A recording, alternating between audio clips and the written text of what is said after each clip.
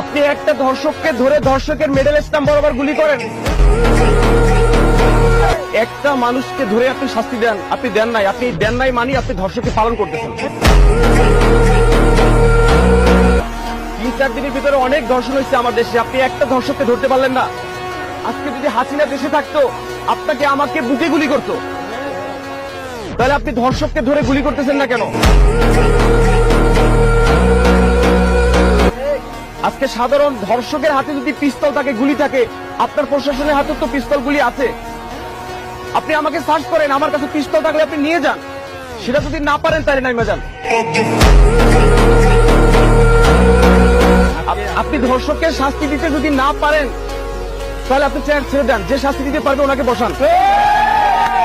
আমার দেশের মা বোন যদি নিরাপত্তায় না থাকে, আজকে আপনার মেয়েকে ধর্ষণ করলে তো আপনি কান্নাকাটি শুরু করে দিতেন ভাই।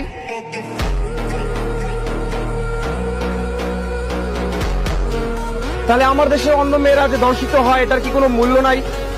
তাদের মান সম্মান নাই? তাহলে আপনি খুঁজতেছেন না কেন? আপনি একটা ধর্ষককে ধরে পিলারে টানাচ্ছেন না কেন?